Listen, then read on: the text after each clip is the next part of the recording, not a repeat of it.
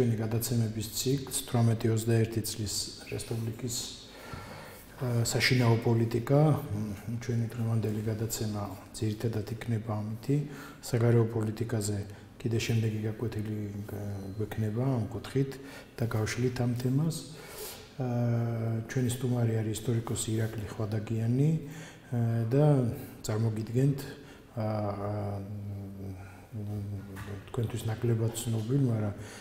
ჩვენთვის წრეებში, აი ამ პერიოდის ისტორიის წრეებში საკმაოდ ცნობილ ახალგაზრდას, საინტერესო მკვლევარს და ჩვენ დღეს ვილაპარაკებთ პირველი რესპუბლიკის საშინაო პოლიტიკაზე და შევეხებით იმ პერიოდს. მოგეხსენებათ, მარტის თვე არის ფაქტობრივად ის თვე, როდესაც დასრულდა მაშინდელი რესპუბლიკის არსებობა 100 წლის წინ, ზუსტად თუ არ ვცდებით 16 მარტს 16-17 მარტი შეუძლია მარტი იყო აი ეს პერიოდი იყო, როდესაც უკვე მაშინდელი მთავრობა დატოვა, ესე იგი ბათუმიდან საქართველოს და ეს ციკლი იქნა ჩვენს მიერ სპეციალურად შეჭრილი, რომ 100 წლის წინანდელი რიტმი დავიჭიროთ. თუ რას განიცდიდა მაშინდელი საზოგადოება, როგორი ცხოვრება იყო, როგორ იბრძოდნენ, როგორ ქმნიდნენ, როგორ აზროვნებდნენ, როგორ აშენებდნენ სახელმწიფოს და საკმაოდ საინტერესო სახელმწიფოს ჩვენ განვიხილეთ კონსტიტუცია, ჩვენ გავხილეთ სამხედრო რეფორმები, ჩვენ გავხილეთ ბრძოლები და ჩვენ ახლა განვიხილავთ კიდევ შიდა პოლიტიკას. ირაკლი, გაძლევ საშუალებას, რომ აღწეროთ 18-21 წლის რესპუბლიკაში თუ რა მდგომარეობა იყო. მე მახსოვს მაღლაკელიძის მემუარები, როდესაც გავეცანი, მაშინ ესე იგი შემაძღვნებელი სურათი დაიხატა, ხო, იმ პერიოდისათვის იყო ძალიან დიდი არეულობა, ყაჩაღობა, არასტაბილურობა რეგიონებში. ეს პირველი მსოფლიო ომიდან გამოქცეული ხალხი, ეს შლა იმპერიის გარშემო თურქეთის და სხვა ქვეყნების აქტიურობა, აი ეს ყველაფერი გარკვეულწილად საზოგადოებაზე სერიოზულ ზეწოლას ახდენდა და მართლა ძნელი იყო ძველი წესრიგის რღვევის პარალელურად ახალის შექმნა და აი ამ გამოწვევის წინაშე იდგა მაშინდელი ხელისუფლება, აი როგორ გაართვეს მათ თავი, როგორ მოხდა ეს ყველაფერი. შესაძლებელია რომ აუხსნათ ჩვენს მაყურებელს. საღამოშიდავის პირველ რიგში მადლობა ინტერესისთვის. ანუ საკმაოდ კარგად მონიშნეთ თქვენ აქცენტები, ანუ რა მოცემულობა ჰქონდა ჩვენ საზოგადოებას 1917-18 წლებისთვის, როდესაც იბადება საქართველოს პირველი რესპუბლიკა. ეს არის უკიდურესად მძიმე პერიოდი. ანუ მემკვიდრეობა, რაც მიიღო, ასე ვთქვათ, პოლიტიკურმა კლასმა შეიძლება ასეთ ტერმინით ვთქვათ, ვინც გამოაცხადა დამოუკიდებლობა და შეუდგა პირველი დემოკრატიული რესპუბლიკის მშენებლობას, ეს იყო კატასტროფული, ასე ვთქვათ, სურათი პირველი მსოფლიო ომის კონტექსტის გარეშე ამ პირველი რესპუბლიკის დაფუძნების და მშენებლობის განხილვა არის ფაქტობრივად შეუძლებელი, რამდენადაც ეს არა მხოლოდ ჩვენთვის, კონკრეტულად რეგიონისთვის, ან რუსეთის იმპერიისთვის, ზოგადად სამყაროსთვის ეს არის ძალიან მნიშვნელოვანი წყალგამყოფი. თავდება ძველი სამყარო ამეთი, ინგრევა არსებული იმპერიული წესრიგი დიდწილად და ამ ნანგრევებზე ჩდება კონტურები ახალი მსოფლიოსი, თანამედროვე, ასე ვთქვათ, ახალი საერთაშორისო ურთიერთობების და ასე ვთქვათ, იმპერიის ნამსხვრევებზე ჩდება ძალიან ბევრი პატარა სახელმწიფო, რომლებიც ეძებენ, ასე ვთქვათ, თავის ადგილს მზის ქვეშ, როგორც იტყვიან ხოლმე მხატვრულად, თუმცა მათთვის გარემო არის ძალიან მტრული და არა კეთილგანწყობილი, რამდენადაც, ანუ თუ კი იმავე პერიოდის, ასე ვთქვათ, სატირას გადავავლებ თვალს ქართულს, ეს ძალიან საყვარელი თემაა მაშინდელი იუმორისტების და კარიკატურისტების ბევრი, ასე ვთქვათ, ვერსია, როგორ წარმოაჩენენ ამ პრობლემას, რომ აი თქვა დგას სიმბოლო გამარჯვებული, ომში გამარჯვებული სახელმწიფოების ანტანტა, ესეთი ევროპულად გამოწყობილი ქალბატონის სახით და დახურებს ნაწვიმარზე ამოსულ ბევრ პატარ-პატარა სოკოს, რომელსაც აწერია საქართველო, უკრაინა, ასე შემდეგ. და ორჭოფობს რომელი მათგანია არჩიოს. ანუ დაახლოებით ესეთი მოცემულობა, რომ მსოფლიო არის მძიმე კრიზისში, მაგ გადაიტანა აქამდე არანახული კატასტროფული ომი, რომელმაც მოანგრია ყოფა ცხოვრების თითქმის ყველა სფერო, სახელმწიფოებს ძალიან მძიმე კრიზისი დაუყენა შიდა პოლიტიკაშიც კი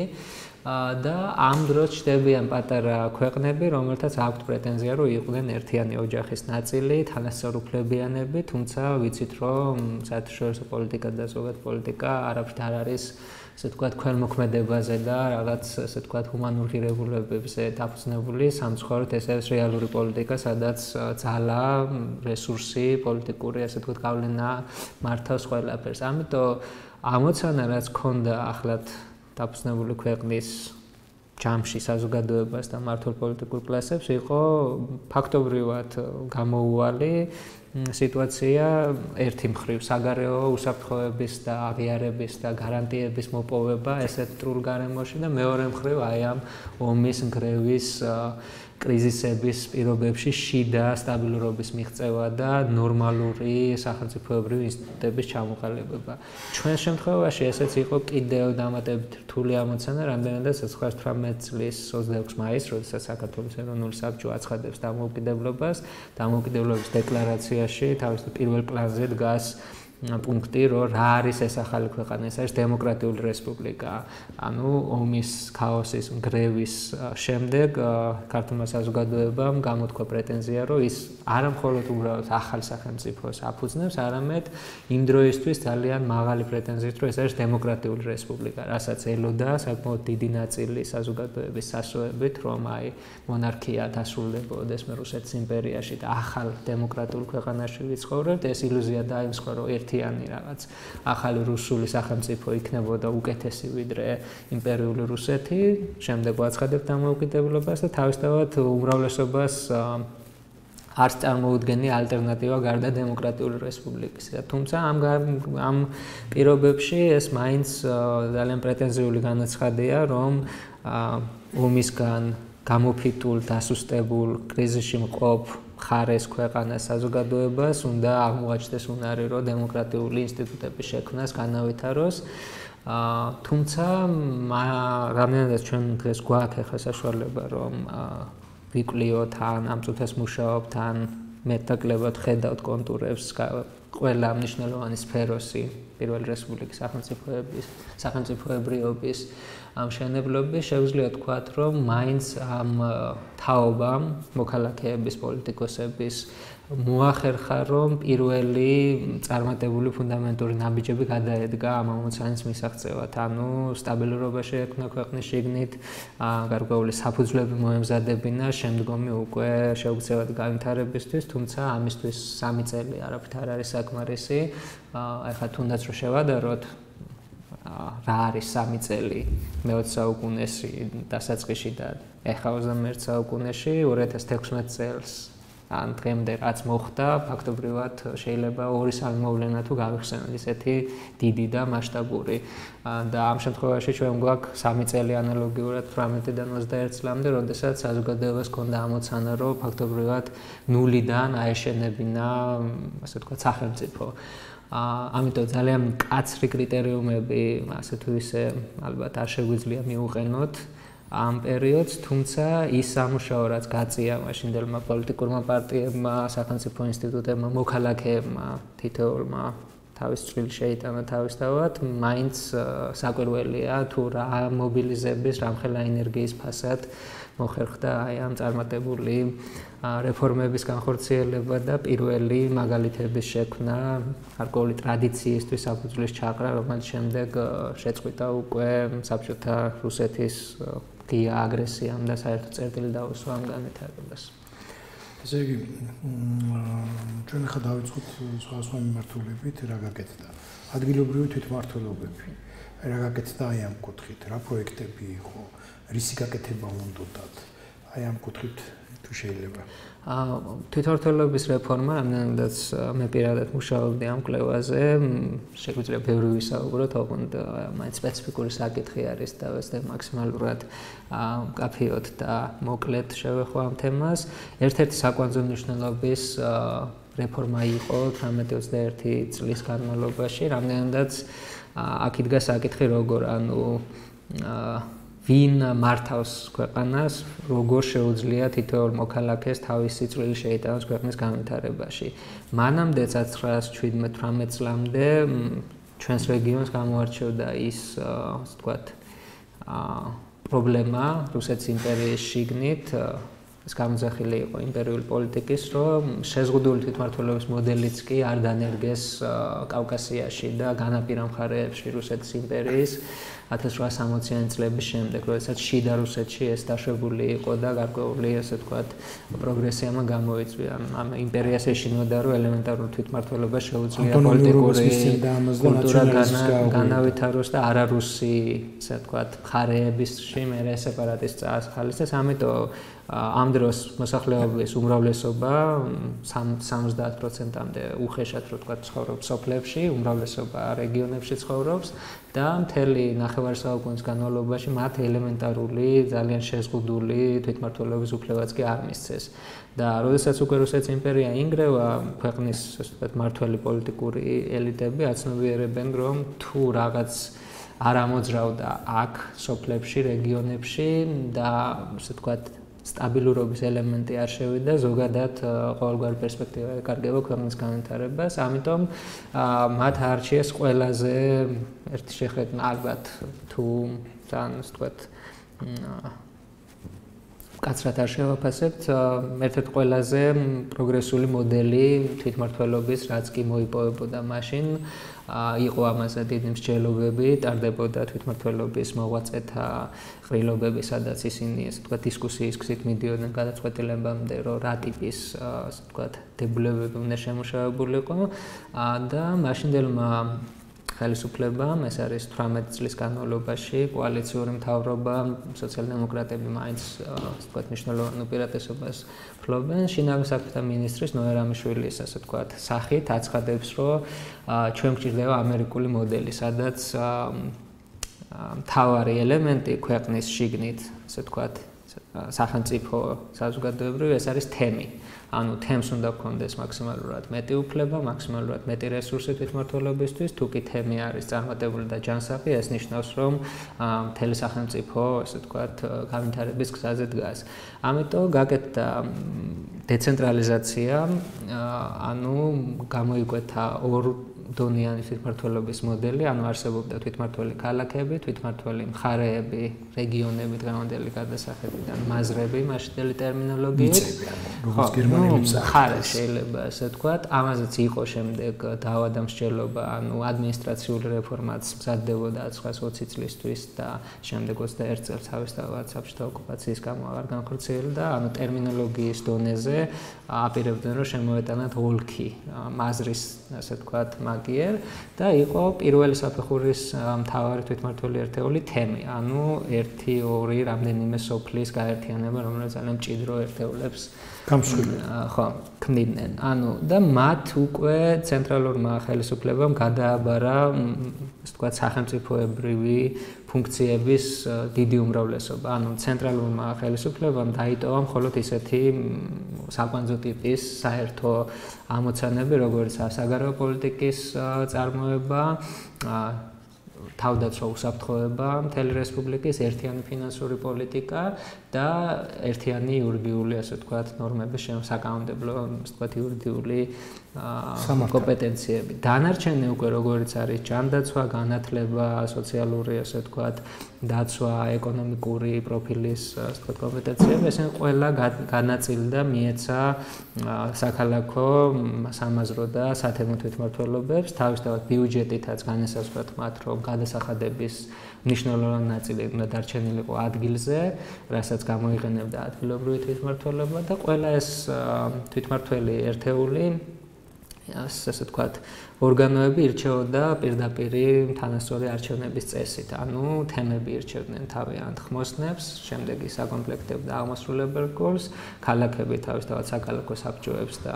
გამგეობას ქალაქის და მაზრები სამაზრო, ასე ვთქვათ, ერობებს. და რეალურად მე იყო ესეთი, ასე ვთქვათ, გამონათქვამი მაშინ, რომ საბოლოო ჯამში რესპუბლიკა არის თვითმმართველობების ჯამი, ანუ ძლიერი ჯანსაღი თვითმმართველობების შემდეგ ქმნიდნენ საფუძველს ძლიერი, ასე ვთქვათ, ერთიანი სახელმწიფოს ამშენებლობისათვის. და ამას გარდა თავისთავად იყო შემდეგ, რა თქმა უნდა, ავტონომიების საკითხი, აფხაზეთის ავტონომია, რომლის შიგნითაც არსებობდა სამაზრო ერობები და სანამ საბოლოოდ დადგინდებოდა ავტონომიის სტატუსი, ეს ერობები მაინც იყვნენ ერთიანი, ასე ვთქვათ, საერობო კავშირის წევრები. აჭარაში არ მოხერხდა ეს, რადგან 1920 წლის ზაფხულიდან უკვე დაიბრუნა კონტროლი საქართველოს რესპუბლიკამ ამ მხარეზე და ვთქვათ, თვითმმართველი ერთეულები ფაქტობრივად ვერ ამოქმედდა ჯავის მხარეში, რომელიც მუდმივად პრობლემური იყო და რამდენიმე აჯანყება იყო ოსური მოსახლეობის და ამიტომ იქ ფაქტობრივად არანაირი რეალური რეფორმა არ განხორციელებულა. ანუ ეს იყო საკვანძო მნიშვნელობის გადაწყვეტილება, რომ თითოეულ მოქალაქეს, სოფლის ჩვეულებრივ მაცხოვრებელს უნდა ჰქონოდა საშუალება, რომ თავისი სოფლის ფარგლებში დაენახა ხელისუფლების ქმედითი ორგანოები და თვითონვე მიეღო მონაწილეობა გადაწყვეტილების მიღებაში და მართვაში და გარკვეული, ასე ვთქვათ, პროცესების განხორციელებაში. ანუ ამ მხრივ საკმაოდ მცირე დროში, ამ 3 წელიწადში, არათუ ეს იურიდიული საფუძვლები მომზადდა, ასე ვთქვათ, დადგა თავის ადგილზე, უკვე პრაქტიკული ნაბიჯების გადადგმას მოასწრო, ასე ვთქვათ, უმრავლესობამ ამ საქალაქო და რეგიონული თვითმმართველობების. თუმცა აქაც თვალში საცემი იყო ერთი ელემენტი, რომ სადაც მანამდე 17 წლამდე მაინც, როდესაც იმპერია არ აძლევდა ამის საშუალებას ოფიციალურად, სხვადასხვა ტიპის სამოქალაქო გაერთიანებები აქტიურობდნენ, კულტურული საზოგადოებები იქნებოდა, სამეურნეო ამხანაგობები, კოოპერატივები, ასე, სადაც ეს მოძრაობა დუღდა, იქ უკვე, როდესაც საქართველოს დამოუკიდებლობას აცხადებს და თვითმმართველობის რეფორმა იწყება, ადგილობრივი თვითმმართველობები არიან ძალიან წარმატებულები. სადაც მოიკოჭლებდა მსგავსი მუშაობა მანამდე, იქ თავისთავად უჭირდათ. ანუ ამ მხრივ არ იყო თანაბარი სიტუაცია ყველგან, თუმცა, რა თქმა უნდა, ეს ისტორიკოსების პროფილი არ არის, რა მოხდებოდა, რომ თქვათ, ოკუპაცია არ ყოფილიყო, მაგრამ იმ ტემპებით და იმ პროცესების, ასე ვთქვათ, ანალიზით, რაც გვაქვს უკვე ამ 3 წლის განმავლობაში, უკვე თვალნათლივ შეგვიძლია ვთქვათ, რომ ერობებმა შეძლეს შიდა, ასე ვთქვათ, კრიზისის გარკვეულწილად დაბალანსება,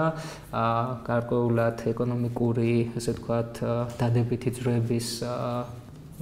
გამოწვევად შეძლეს. ამ დროს იწყება მასობრივი საგანმანათლებლო ქსელის მშენებლობა, ანუ სახალხო სკოლები, რამდენადაც განათლება არის ერობების და საქალაქო თვითმმართველობების კომპეტენცია, აქ ჩდება ასობით ახალი რეალურად დაწყებითი და საშუალო ტიპის სავალდებულო, ასე ვთქვათ, საგანმანათლებლო სკოლების ქსელი და ჯანდაცვის მხრივაც ერთ-ერთი ყველაზე წარმატებული იყო ამ დროს მთელი, ასე ვთქვათ, საქართველო დაიფარა ამბულატორიებით, პატარა საავადმყოფოებით და სადაც მანამდე ექიმი თვალით არ ენახა, უკვე ეს სერვისიც გაჩნდა თანამედროვე ტერმინით, რო ვთქვათ. თუმცა თავისთავად ეს ყველაფერი შემდეგ უკვე ერთი ხელის დაკვირვით წყდება, როდესაც ოკუპაცია იწყება ქვეყნის და საოკუპაციო ძალა ასე ვთქვათ, პოლიტიკურ ნაწილს აბსოლუტურად აუქმებს ამ თვითმმართველობების, გარკვეულ პერიოდი ინარჩუნებს აპარატს, ანუ მოსამსახურეების შტატს, ასე ვთქვათ, ინფრასტრუქტურას, თუმცა შემდეგ უკვე მთელი 20 წლების განმავლობაში მას ანაცვლებს ფაქტობრივად პარტიული, ასე ვთქვათ, ორგანოები და ეს პარტიული დიქტატურის ტიპის სახელმწიფო იკავებს დემოკრატიული, ასე ვთქვათ, თვითმმართველობის ადგილს და შედეგებს დღემდე ვხედავთ ამ პროცესების, როდესაც ეს ტრადიცია ფაქტობრივად მოკვდა, გაწყდა და დღესაც ძალიან სერიოზული პრობლემაა ჩვენ სახელმწიფოში, სადაც ზღვარი პარტიასა და სახელმწიფოს შორის ესეც ძიმე მემკვიდრეობა უკვე საბჭოთა რეჟიმისგან დატოვებული. ანუ თვითმმართველობის მხრივ საკმაოდ ესეთი პოზიტიური ძვრები და განვითარება იყო, თუმცა ეს არ იყო მხოლოდ ერთი, ესე ვთქვათ, წარმატებული რეფორმა, სხვადასხვა სფეროებშიც იყო მსგავსი პროცესები. სხვათა შორის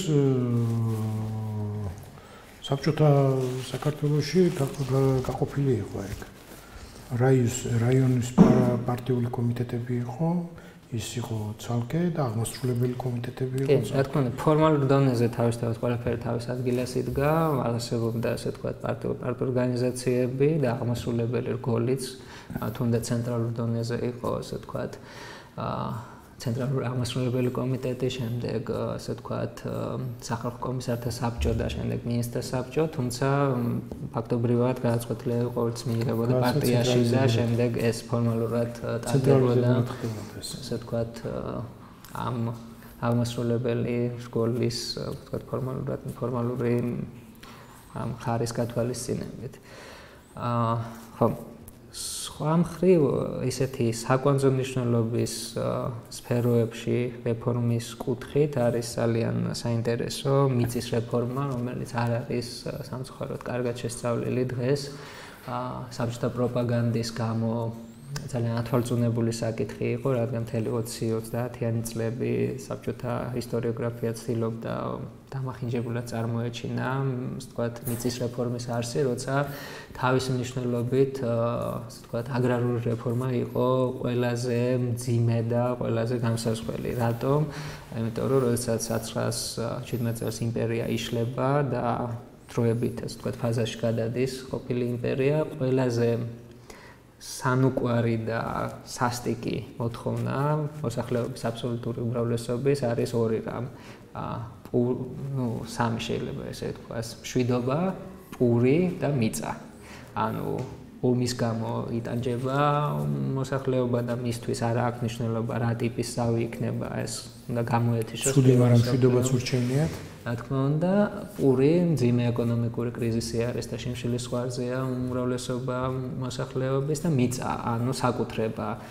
კიდევ ერთხელ ვიმეორებ, ამ დროს მოსახლეობის აბსოლუტური უმრავლესობა არა მხოლოდ საქართველოს, კავკასიის, ზოგადად რუსეთის იმპერიაში ეს აგრარული ქვეყანა არის და სოფელში ცხოვრობს და მათ ძალიან მცირე პროცენტს აქვს კერძო საკუთრება, როგორც ასეთი მიწა. ამ მხრივ ჩვენი მოცემულობა ცოტა განსხვავდებოდა, რამდენადაც რუსეთის შემთხვევაში თავისი, ესე ვთქვათ, ფეოდალური პერიოდიდან მოყოლებული ტრადიციით სხვა ტიპის მიწის მფლობელობის კულტურა იყო, სათემო, საერთო და ისე მწვავედ შეიძლება არ იგრძნობოდა ეს პრობლემა, როგორც ვთქვათ, სხვა მხარეებში, მაგალითად კავკასიაში, სადაც სათემო მფლობელობა მიწის ფაქტობრივად როგორც ასეთი არ იყო ამისი კულტურა, ამიტომ კერძო საკუთრებაში ქონა მიწის იყო ძალიან მნიშვნელოვანი თითოეული გლეხისათვის, თუმცა 1860-იანი წლებიდან 1917 წლამდე მათ აბსოლუტურ უმრავლესობას ეს საკუთრება არ გააჩნდათ. ანუ პატიმრობიდან გათავისუფლების ამ მოდელის გამო, რაც იმპერიამ აირჩია, ისინი გათავისუფლდნენ მიწის გარეშე და შემდეგ ამ ათწლეულების განმავლობაში ისინი ისევ შრომობდნენ, ისევ აძლევდნენ საკმაოდ დიდ ნაწილს საკუთარი, ასე ვთქვათ, შრომით მოპოვებული შემოსავლის ყოფილ მფლობელს, რომ გამოესყიდათ მისგან, ასე ვთქვათ, საკმარისი მიწის ნაკვეთი. თუმცა, ეხლა ციფრს ზუსტად ვერ დავასახელებ, მაგრამ რაოდენობა პროცენტულის გლეხების, რომელთაც ჩვენ შემთხვევაში ეს შეძლეს 1917 წლამდე 10%-მდეც კი არ იყო. ანუ აბსოლუტური უმრავლესობა ისევ იყო დამოკიდებული ყოფილ მიწის მფლობელზე. და ესეთ პირობებში თავისთავად, როდესაც იმპერია დაინგრა და საქართველოს გამოაცხადა დამოუკიდებლობა, მთელი 1918 წელი არის ძალიან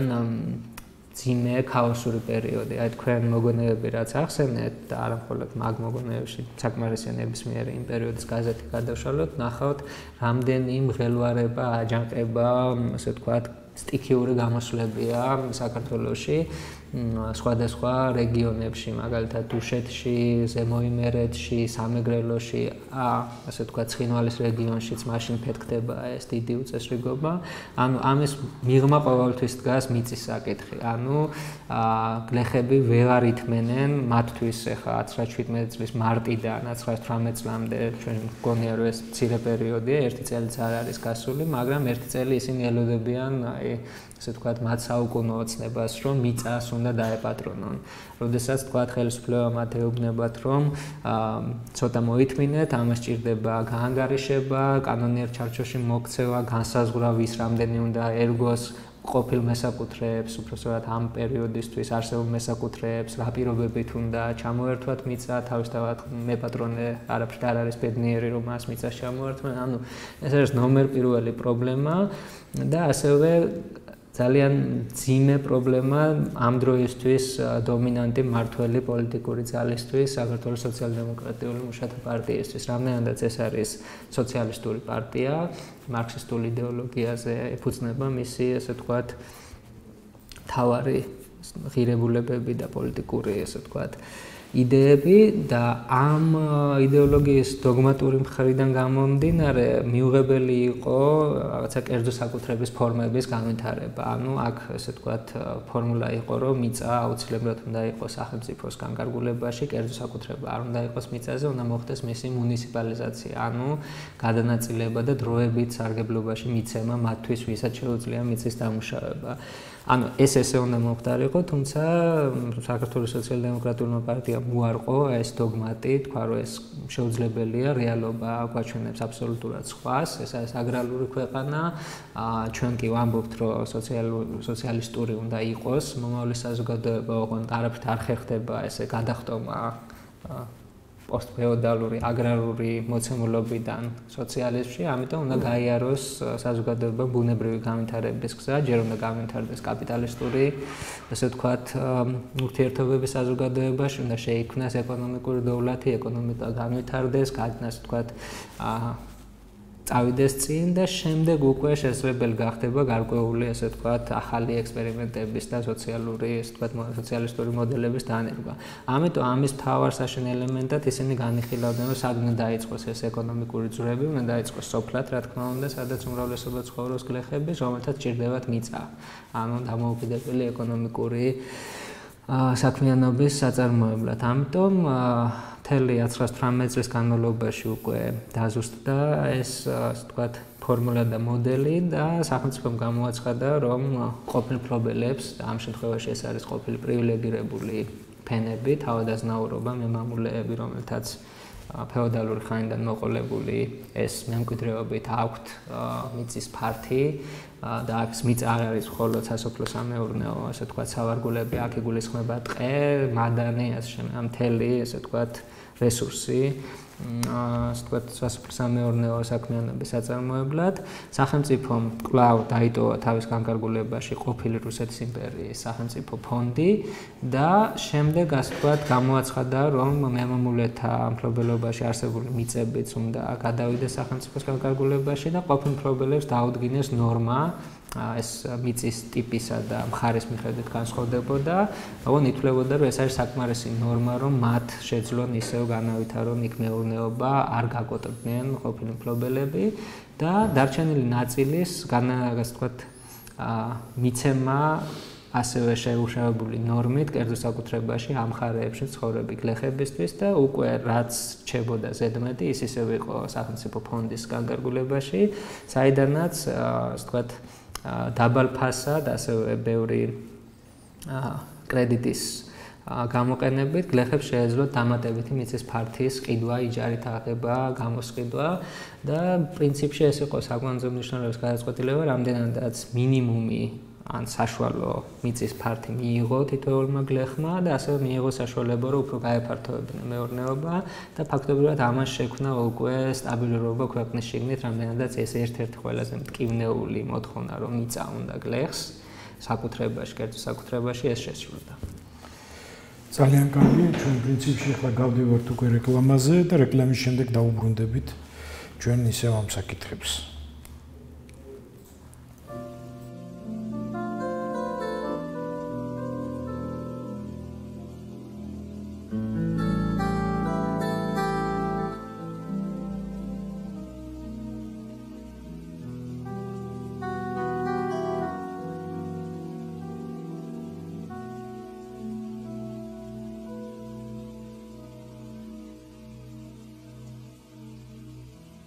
გამიკარვებს და შემოდგომის ვზედნება ცისამწამებს ეფარება და ახალ სიყვარულს ემალება ვინ გამინათებს ქსებს გვარიც რემლივი ჩერება მაგრამ თუ გულიწევს უნდა გაექცევეს თბილსა და საყვარელს თუ გული დადარებს თბილისის მზეს და როგორც თოლია გამყვები მდგას არ მოგაცილებთ вас ჩემსავით ვინგეთყვის სხვა რომ ისე მიყვარხარ ზეცაში მიდიან ნაცნობი ქუჩები ალებში ისევ ბულბულის თვენს თბილსა და საყვარელს თუ გულით ადარებს ეს თბილისის მზეს ვინ გამიტენებს დღეს ძველი ქალაქი ქრება მაგრამ თუ გულიწევს უნდა გაექცევას თბილსა და საყვარელს თუ გულით ადარებს ეს თბილისის მზეს და როგორც თოლია გამყვები მდგას არ მოგაცილებთ вас ჩემსავით ვინგეთყვის სხვა რომ ისევ მიყვარხარ ზეცაში მიდიან ნაცნობი ქუჩები ამებში ისევ ბულბულის თვენს თბილსა და საყვარელს თუ გულით ადარებს ეს თბილისის მზეს ცხადი ხარ თუ მოჩვენება ახალი როცნებით ვიმშვიდებს და მიგარგე მოხენება ლავშეთა სიცოცხლემ სულს და ძველი ნაღველი თოვლივით ქრება და როგორც თოლია გამყვები მდგას არ მოგაცილებთ вас ჩემსავით ვინგეთყვის სხვა რომ ისევ მიყვარხარ ზეცაში მიდიან ნაცნობი ქუჩები ბაღებში ისევ ბულბულის თვენს თბილსა და საყვარელს თუ გულით ადარებს ეს თბილისის მზეს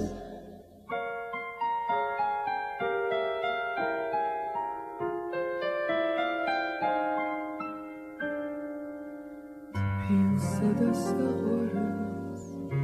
თუ გულით ადარებ მზეს თბილისის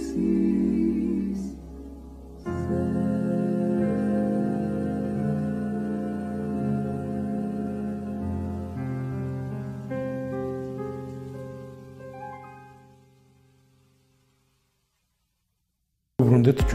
ჩვენ განხილვას ესე იგი ჩვენ ვილაპარაკეთ სოფლის მეურნეობაზე, მიწის რეფორმაზე. ეხლა გადავიდეთ თუ როგორ იყო ინდუსტრიალიზაციური თვალსაზრისით საქართველოში რა ვითარდებოდა. ამ ხრივ ვერ ვიტყვით რომ პროგრესი იყო პირიქით ასე ვთქვათ ქვეყანა მაქსიმალურად ცდილობდა მობილიზებას რომ ომის განდაცემული ასე ვთქვათ ეკონომიკის ეს დარგები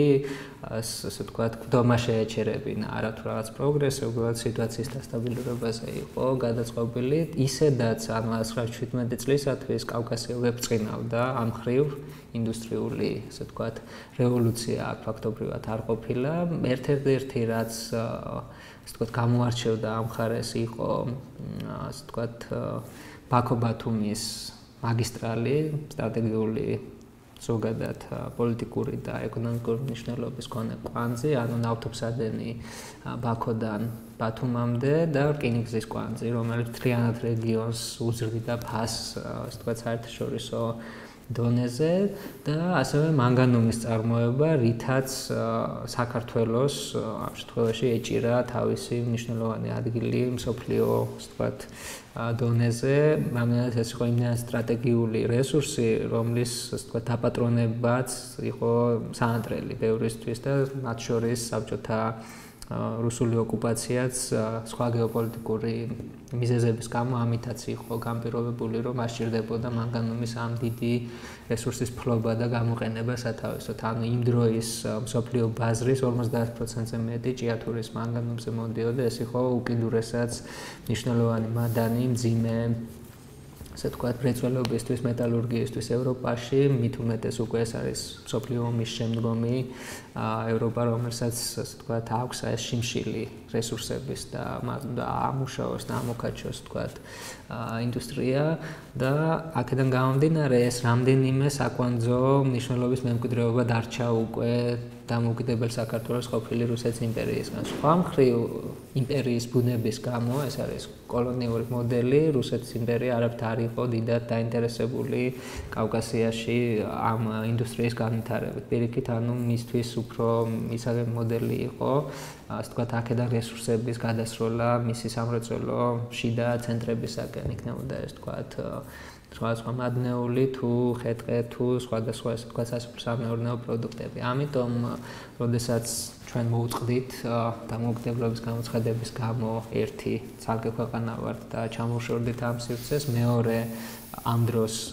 რუსეთის იმპერიის ნაშთებზე კავკასიონის იქეთ არის ფაქტობრივად კატასტროფა, ეს არის სამოქალაქო ომი და ტოტალური განადგურება. შესაბამისად, აი ეს ასე ვთქვათ, პერსპექტივაც კი არ იყო გარკვეული ასე ვთქვათ, ქსელების განვითარების ამ კუთხით და შესაბამისად ქვეყანა იყო ძალიან მძიმე მდგომარეობაში, ჩანასახოვან ასე ვთქვათ, ფაზაში მყოფი მრეწველობა, მძიმე მრეწველობა და პრინციპში ეს რამდენიმე საკვანძო მნიშვნელობის, ვთქვათ, მაგისტრალი და რესურსი, რომლის გამოყენებას მას უნდა შეძლებოდა. ამიტომ ფაქტობრივად ესეთი დიდი აბიჯები წარმოების განვითარების კუთხით ვერ და არ გადადგმულა, მხოლოდ ანუ ეკონომიკურ მხარეს აბალანსებდა სოფლის მეურნეობის, ასე ვთქვათ, მოდერნიზების მცდელობა და საერთოდ ანუ ქვეყნის მცდელობა, რომ გაეხსნა ბაზარი, ვთქვათ, დასავლური კაპიტალისათვის. ესეც თავისთავად წინააღმდეგობაში მოდიოდა მართველი პოლიტიკური პარტიის, ასე ვთქვათ, იდეოლოგიურ მხარესთან, რომელიც, ასე ვთქვათ, წესით კაპიტალის დომინირებას ებრძვის, მაგრამ გამომდინარე იქიდან, რომ ყველათან ხვდებოდა, რომ ბაზრის განვითარების და ეკონომიკური დოვლათის შექმნის გარეშე არანაირი პროგრესი არ იქნებოდა, ანუ მთავრობა თავისი მისი, ასე ვთქვათ, საგარეო წარმომადგენლობა მუდმივად ცდილობდა 1918 წლიდან 21-მდე მოყოლებული, რომ ევროპაში და მსოფლიოში საქართველოს ბუნებრივი რესურსების შესახებ და ასე ვთქვათ, აქ მრეწველობის განვითარების პერსპექტივის შესახებ მაქსიმალურად გავრცელებული იყო ინფორმაცია, რომ მოზიდული იყო, ასე ვთქვათ, უცხო კაპიტალი, რომელიც შემოვიდოდა და განავითარებდა, ასე ვთქვათ, მრეწველობის სხვადასხვა დარგებს, იყო ეკონომიკური მისიები წარგზავნილი სხვადასხვა ქვეყნებში, მაგალითად იტალიაში იყო წარმატებული მისია, რომელმაც შეძლო ესეთ დიდი კონტრაქტების მიღწევა და დადება იტალიურ სხვადასხვა კომპანიებთან, რომლებიც უნდა შემოსულიყვნენ უკვე 1921 წლისთვის საქართველოში და დაეწყო თქვა ქვანახშირის წარმოება, ხე-ტყის რესურსის დამუშავება. ასევე ამ ტიპის ეკონომიკური მისიები არა მხოლოდ სამთავრობო, მაგალითად ამ დროს არსებობს ცენტრალური კოოპერაციული კავშირი, შემდგომ უკვე საბჭოთა თაობას ემახსოვრება ცე-კავშირი, რომელიც ასე ვთქვათ აგრძელებდა საბჭოთა განზომილებაში არსებობას უკანასკნელ ხანებამდე. დამოუკიდებელი საქართველოს ცე-კავშირის დელეგაციები მოგზაურობდნენ ევროპაში, ცდილობდნენ ასე ვთქვათ გაწევრიანებას ანალოგიურ სტრუქტურებში, კონტრაქტების დადებას და სასოფლო-სამეურნეო თანამედროვე მაშინდელი ასე ვთქვათ იარაღის პარტიების შემოტანას ქვეყანაში, რომელიც შემდეგ ნაწილდებოდა, გადაეცემოდა ადგილობრივ თვითმმართველობებს და კოოპერატივებს, რომელიც ხელმისაწვდომ ფასებში ავრცელებდნენ მას გლეხობაში, რაც გულისხმობდა, რომ მეურნეობის მოდერნიზაციას უკვე პოზიტიური ძრები უნდა გამოეწვია მეურნეობის, სოფლის მეურნეობის კუთხითაც. მეღვინეობის დარგში იყო გარკვეული ასე ვთქვათ სტაბილურობა და პროგრესიც კი მიუხედავად ამ ომის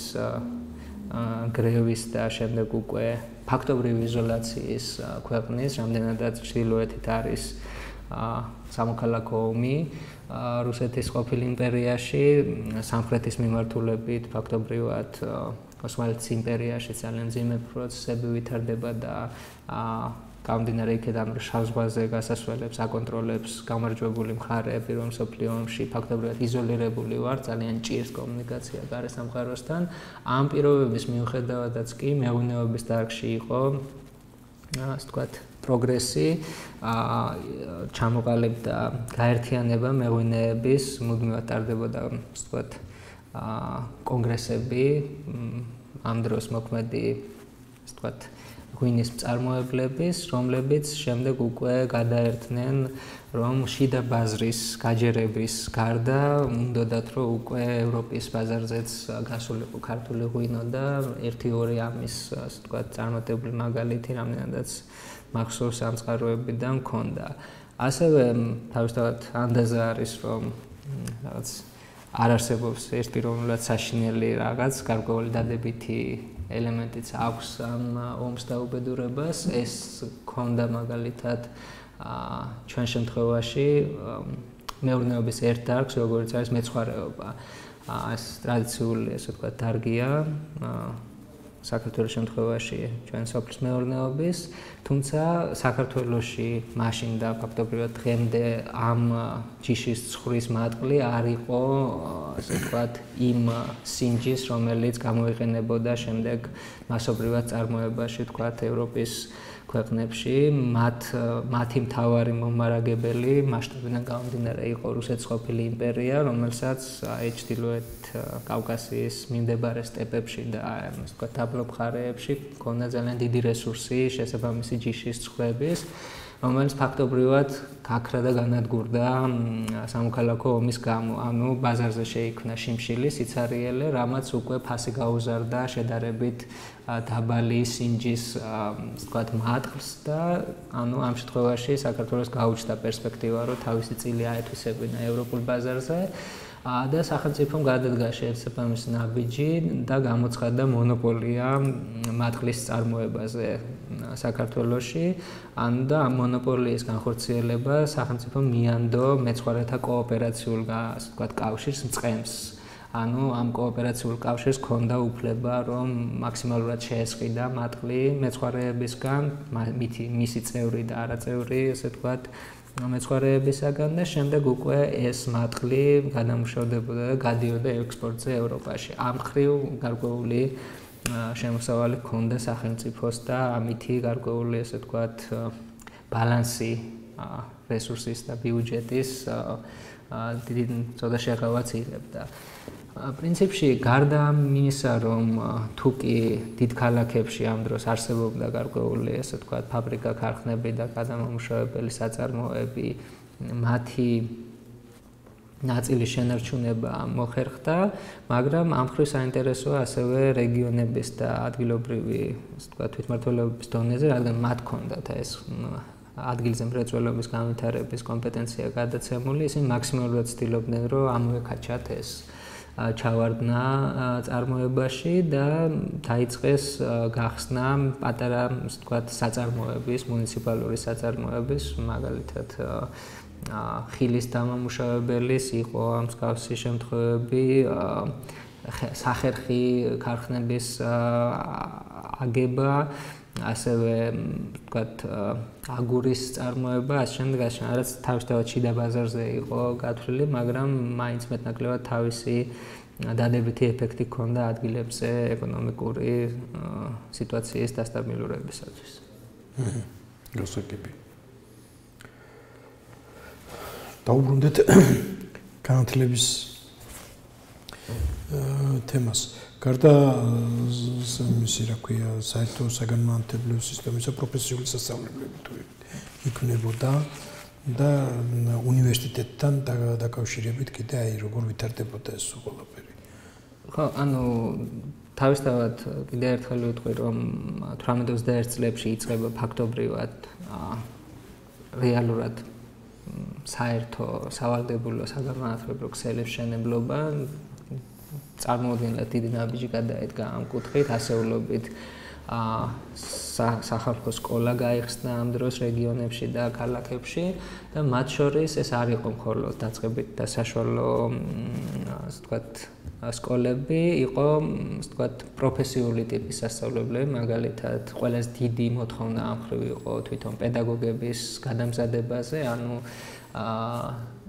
სამასწავლებლო კურსებიც არსებობდა თავისთავად ოფიციალური და მუდმივად ეს ტარდებოდა ასე ვთქვათ განათლების კომპეტენციის გაუმჯობესების კუთხით, მაგრამ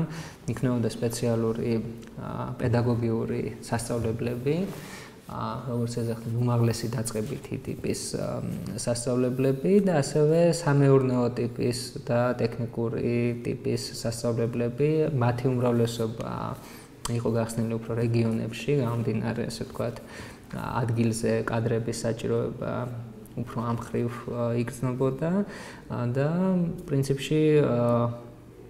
სახელმწიფო უნივერსიტეტიც რეალურად სახელმწიფო უნივერსიტეტი ხდება დამოუკიდებლობის გამოცხადების შემდეგ, რამდენადაც როდესაც თბილისის უნივერსიტეტი არსდება, ეს არის ფაქტობრივად კერძო ქართული უნივერსიტეტი და ესეც ერქვა თბილისის ქართული უნივერსიტეტი და შემდეგ უკვე ხდება მისი გასახელმწიფოებრიობა, ანუ ეს სახელმწიფო სტატუსს იძენს და მისი, ასე ვთქვათ, კათედრები უკვე კისრულობენ, რომ ასე ვთქვათ, სხვადასხვა მიმართულებით სპეციალისტების აღზრდა დაიწყოს და პლუს ამას არის ასევე სხვადასხვა ტექნიკური ტიპის სასწავლებლებიც. პარალელურად ამის გარდა, რაც ყველაზე საინტერესო არის, ეს არ იფარგლება მხოლოდ საგანმანათლებლო სფეროს მოდერნიზება და განვითარება, მხოლოდ ასე ვთქვათ, სახელმწიფო განზოგილებაში არ ხდება. ამ დროს უკვე გარკვეული ტრადიცია არსებობს საზოგადოებაში, რომ თვითონ თითოეულმა წევრმა საზოგადოების მოქალაქემ თავის წვლილი უნდა შეიტანოს, ასე ვთქვათ, კულტურულ რევოლუციაში შეიძლება ასე ითქვას. მიუხედავად იმისა, რომ ამ დროს საქართველოს სანამ არის 1917 წლამდე რუსეთის იმპერიის ნაწილი მაინც გამორჩეული მხარეა ზოგადი განათლების კუთხით, გაცილებით მეტმა ადამიანმა იცის საშუალო სტატისტიკური დონეზე წერა-კითხვა, ვიდრე მთელ იმპერიაში მის შიდა მხარეებშიც კი, მაგრამ მაინც ჯამში ელემენტარული განათლებაც კი არის დიდი პრობლემა ამ პერიოდისათვის, ამიტომ ვინც არის გარკვეული განათლების ცენზის მქონე, თქვათ, დაწყებითი სასწავლებელი აქვს დამთავრებული საშუალო ან არასრული უმაღლესი განათლება, ან უმაღლესი განათლებით არის აღჭურვილი, ისინი მაინც თვლიდნენ თავს მოვალეთ, რომ როდესაც მათ ერგოთ,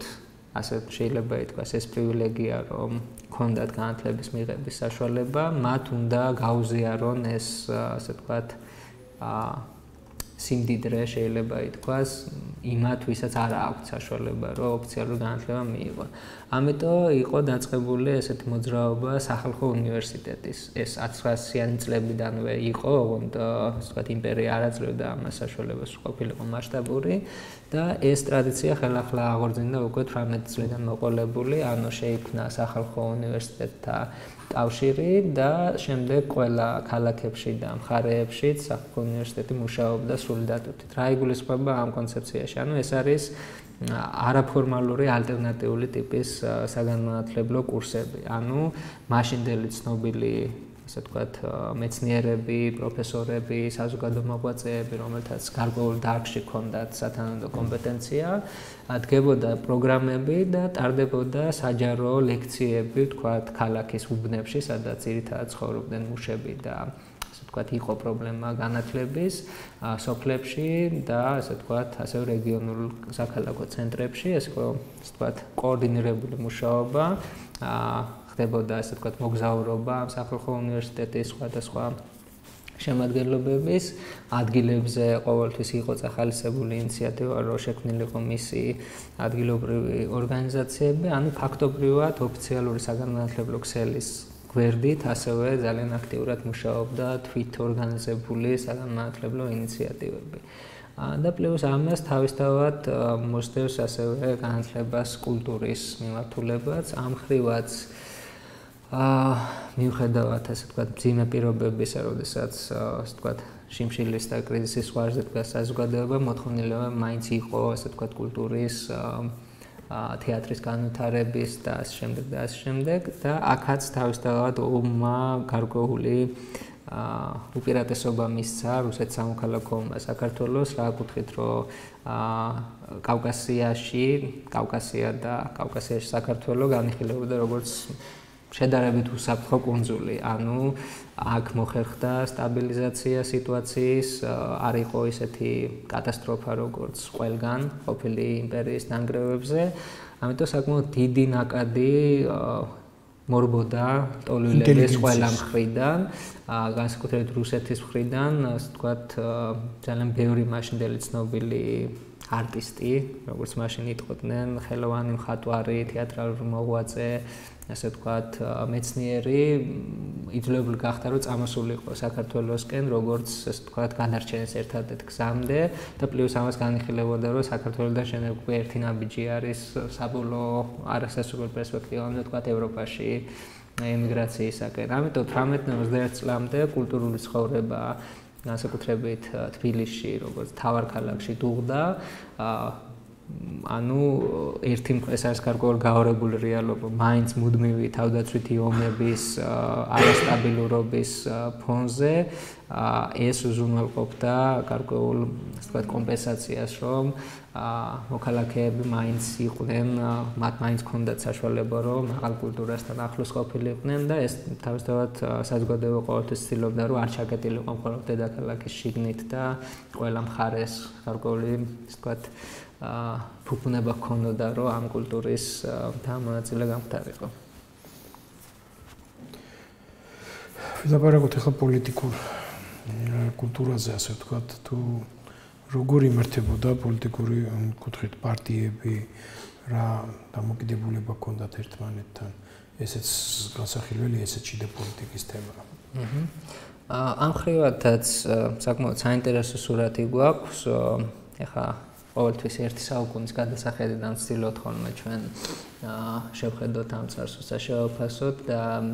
მაინც ძალაუნებურად გარკვეული შედარების სურვილი გვიჩნდება და გარკვეული პარალელების დანახვას ვცდილობთ. ამ კუთხით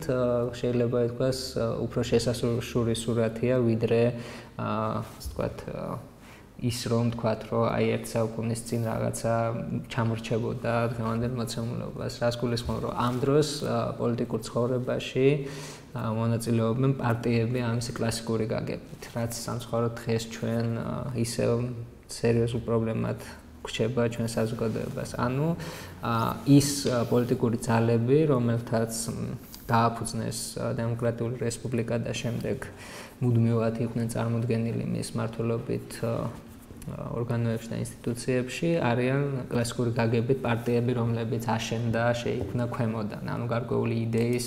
ღირებულებების გარშემო გაერთიანებული მოქალაქეების, ასე ვთქვათ, სტრუქტურებს წარმოადგენენ. და მათ უმრავლესობას აქვს ამ დროისთვის 1917-18 წლისთვის ფაქტობრივადაც და ასე ვთქვათ ფაქტობრივად რამდენიმე ათეული წლის გამოცდილება როგორც პარტიას და როგორც მოძრაობას, მაგალითად ამ ხრივ ყველაზე სტაჟიანი შეიძლება ითქვას იყო სოციალ-დემოკრატიული მუშათა პარტია, რომლის ორგანიზაციები ჩნდებიან 1890-იანი წლების შუა პერიოდიდან უკვე, ანუ 20 წელზე მეტია უკვე ფაქტობრივად ეს მოძრაობა არსებობს და იყო ყველაზე გავლენიანი და მასობრივი და ძლიერი. სოციალისტ ფედერალისტთა პარტიაც იწყებს თავის არსებობას 1900-იანი წლების დასაწყისიდან, ესეც არის ასევე საკმაოდ ძლიერი პარტიული ორგანიზაცია, თავის გამოკვეთილი პროგრამით და ღირებულებებით. ყველაზე ახალგაზრდა შეიძლება ითქვას არის ეროვნულ-დემოკრატიული პარტია, რომელიც ფორმალურად დაფუძნდა უკვე 1917 წლისათვის, ასე ვთქვათ, ზაფხულში, თებერვლის რევოლუციის შემდეგ უკვე, მაგრამ ფაქტობრივად ის ჯგუფები და იდეები, რომლის გარშემოც ეს ჯგუფები მუშაობდნენ, ვინც გაფორმდნენ უკვე როგორც რეალურად ფაქტობრივად არსებული პარტია, აქტიურდებიან და ვთქვათ, საზოგადოებრივ ცხოვრებაში ჩანან უკვე 1910-იანი წლებიდან მოყოლებული. ანუ ვერ ვიტყვით, რომ ეს არის ძალიან რაღაცა უცებ წარმოქმნილი პარტია და ასევე ესერებიც არიან 1900-იანი წლების დასაწყისიდან უკვე არსებული პარტიული ორგანიზაციები. თავისთავად 1917 წლამდე ფედერალისტების გარდა სოციალ-დემოკრატებიც და სოციალისტ რევოლუციონერები არიან რუსეთის იმპერიის მასშტაბში არსებული ამ პარტიის სტრუქტურის ნაწილი, მაგრამ ფაქტობრივად იმის გამო ეს არის უზარმაზარი ტერიტორია, და კავკასია არის